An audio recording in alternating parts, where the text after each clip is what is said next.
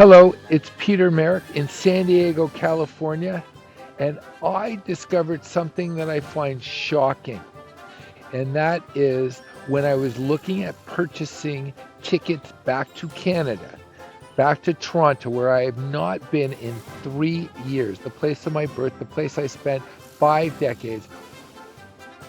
What did I see when I was searching for tickets? I saw listed what the emissions would be on my flight. Isn't that very scary? Not only have prices gone up, I'm being told how much carbon I am producing. Do you think Justin Trudeau thinks about the carbon he emits by flying around the world on Canadian tax dollars? Or John Kerry on his private jet to Davos thinks about the carbon he emits? No, the rest of us are supposed to think about the carbon we emit. So if I go on that flight and they institute carbon rationing, that Al Gore, the failed presidential candidate of 2020, who was given a booby prize of a Nobel Prize and several $billions to actually create carbon exchanges where you could sell your carbon credits to someone who is an abuser. We're still putting 162 million tons into it every single day, and the accumulated amount is now trapping as much extra heat as would be released by 600,000 Hiroshima-class atomic bombs exploding every single day on the Earth. That's what's boiling the oceans, creating these atmospheric rivers and the rain bombs, and sucking the moisture out of the land and creating the droughts and melting the ice and raising the sea level and causing these waves of climate refugees predicted to reach 1 billion in this century. Look at the xenophobia and political authoritarian trends that have come from just a few million refugees. What about 1 billion? Do you think they think about how much carbon they use? It's on the rest of us useless eaters. Now, if I overuse my carbon, do I have to starve for a month? Does my family starve for a month? It's offensive. I was taken off a platform because I interviewed a gentleman who is the co-founder of Greenpeace. I can't mention his name because if I do, I might be taken off again.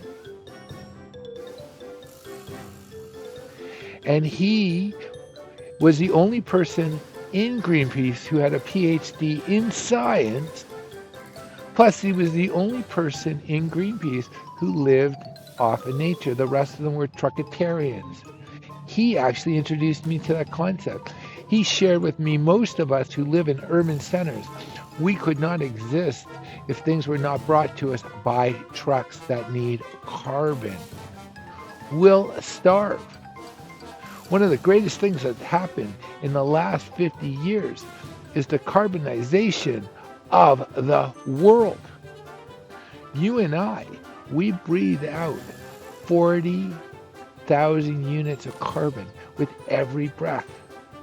The atmosphere has gone up to 415 carbons per million. Now that is the lowest it's ever been. So when you look at Bill Gates's calculation where he says we have to bring it near zero, that means me, and that means you, and that means enslaving us, and how ingenious it is through health and through the environment that this can be done. It starts with guilt, and then it becomes with shaming of ourselves and shaming of our peers, our friends, our family, our community. And this is how we acquiesce to evil, because it's evil to say what we do is against nature because we are part of nature. These people who go to these beautiful conferences and talk about the fate of your family, my family, do they really care about us? I would say no. I want you to entertain me.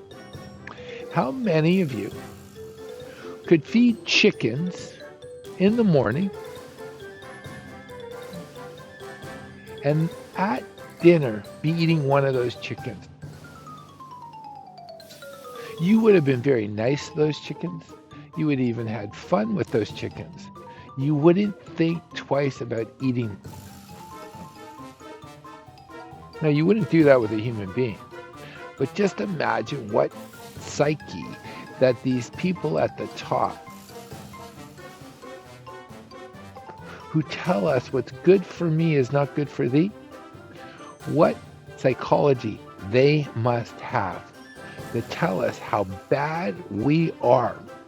That the fact that it is wrong of us to want to have families. It's wrong of us to want to have homes. It's wrong of us to want to have freedom to be able to go where we want to go.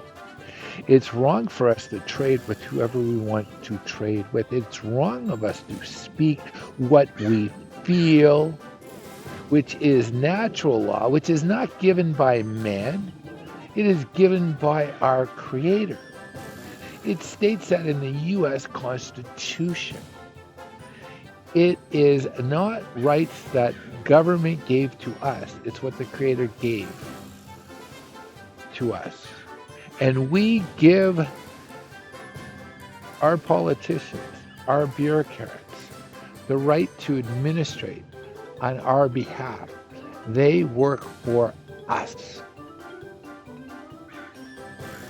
So, I want to leave this with you. Are you going to be a sovereign human being? Are you going to speak when you feel that your voice is being silenced? Because it's in those moments we get to find out who we are. And I have faith in you, and I have faith in humanity. Have an awesome day.